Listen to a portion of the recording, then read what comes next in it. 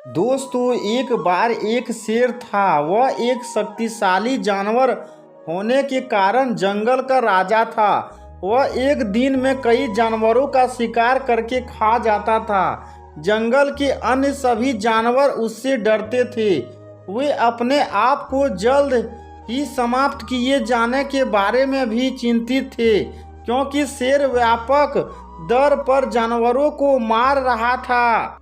वे सभी एक साथ मिल जाते हैं और बाघ से जानवरों का शिकार बंद करने की गुहार लगाने की योजना बनाते हैं और वे खुद उसे रोजाना एक जानवर उपलब्ध कराएंगे। उन्होंने हिम्मत जुटाकर बाघ के पास जाकर अपना विचार करके सामने रखा। बाघ उस विचार के लिए सहमत हो गया। वे प्रतिदिन एक जानवर को उसके भोजन के लिए बाघ के पास भेजने लगे।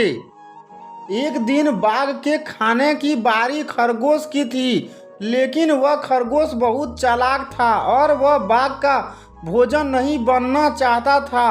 वह बहुत धीरे धीरे बाघ की गुफा की ओर चल पड़ा। वह भी अपने तरीके से सो गया और इस तरह खरगोश के बाघ की गुफा तक पहुंचने में शाम हो गई।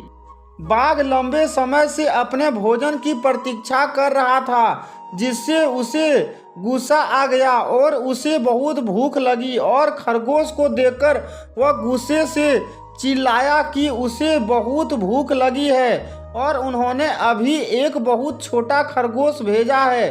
खरगोश ने कहा, महामहिम, उन्होंने वास्तव में मेरे सहित हमें 6 भेजे, लेकिन हमारे रास्ते में एक बाघ आया और खुद को जंगल का राजा होने का दावा किया। उसने 5 खरगोश रखे और मुझे तुम्हारे बारे में बताने के लिए भेजा।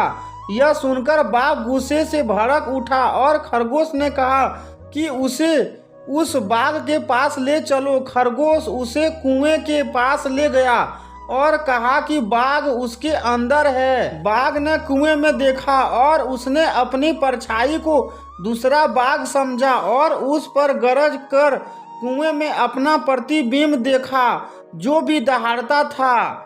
उसने सोचा कि बाघ उस पर वापस दहाड़ रहा है और उसे लड़ाई के लिए आमंत्रित कर रहा है, और इस तरह वह कुएं में कूद गया, डूब गया और मर गया। इस तरह खरगोश ने खुद को और अन्य जानवरों को बाघ के हाथों मारे जाने से बचाया।